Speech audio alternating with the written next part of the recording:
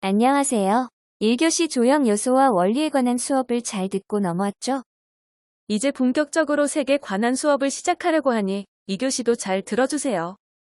2교시에는 색의 삼속성 및 색과 빛의 혼합에 대해 학습하려고 합니다.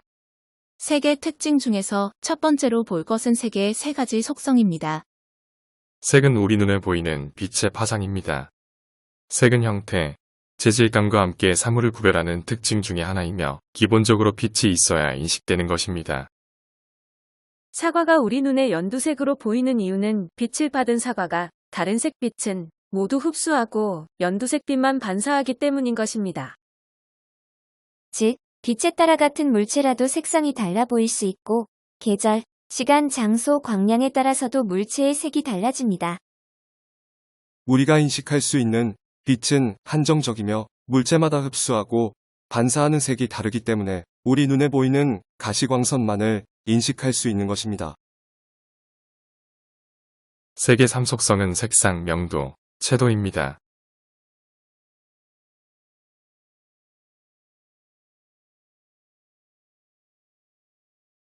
첫 번째, 색상은 빨강, 노랑, 파랑 등 다른 색과 구분되는 색 이름을 말하며 유채색에만 있습니다.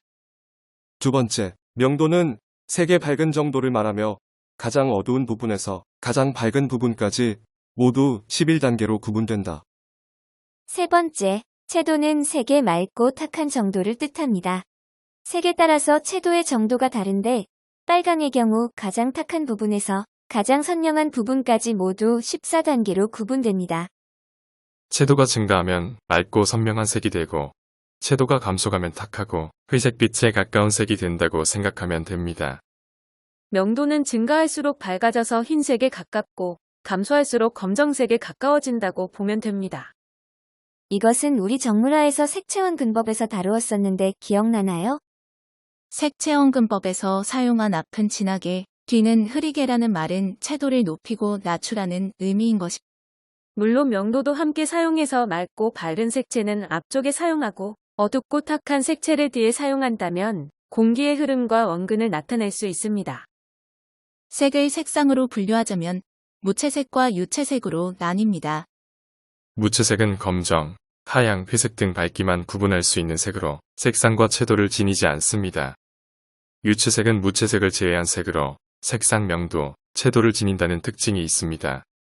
화면의 풍경을 보면 유채색과 무채색의 차이를 느낄 수 있죠. 세상에 무채색만 있다면 많이 답답할 것 같은 느낌이지 않나요? 다음은 색의 혼합에 대해서 알아보려고 합니다.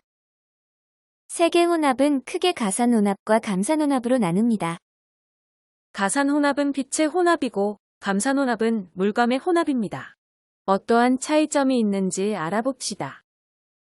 먼저 빛의 3색은 그린, 레드, 블루입니다. RGB라고 들어봤죠? 빛은 서로 섞일수록 밝아집니다. 여러분이 좋아하는 아이돌 가수의 무대를 본 적 있을 거예요. 무대를 잘 살펴보면 사방에서 색이 있는 조명을 비추었는데 가수의 얼굴은 밝은 빛이 비춥니다. 빛은 합칠수록 밝아지기 때문에 여러 색의 조명이 합쳐지면 더욱 밝은 화이트가 되기 때문입니다.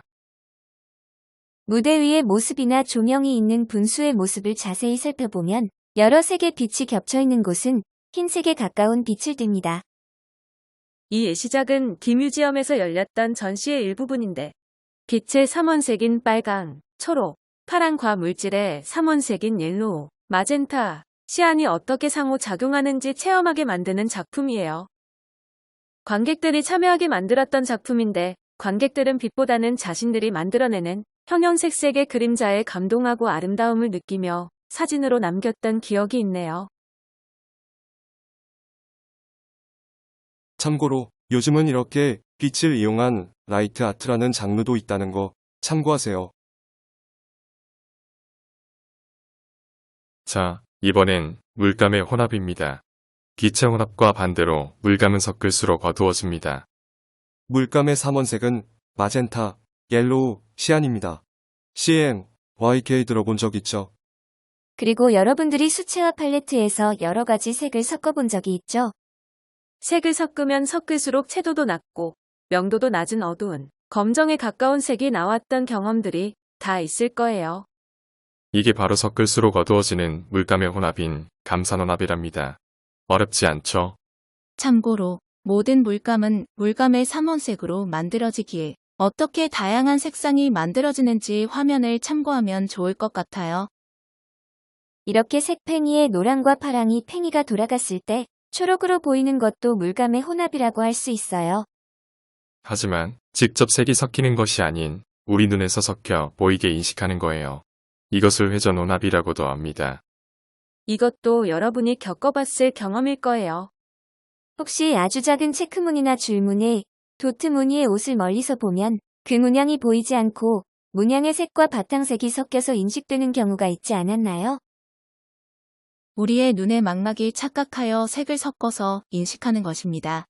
이를 병치용합이라고 합니다. 신인상파의 세라나 신야크의 그림을 보면 아주 작은 색점들을 찍어 그림을 그렸어요. 물감을 섞어 그린 것이 아니라 원색의 색점을 인접하게 찍어 완성한 작품입니다. 멀리서 보면 연한 보라와 분홍빛 하늘을 가까이에서 보면 서로 다른 색깔의 점이 무수히 많이 찍혀 있는 것을 볼 수 있어요.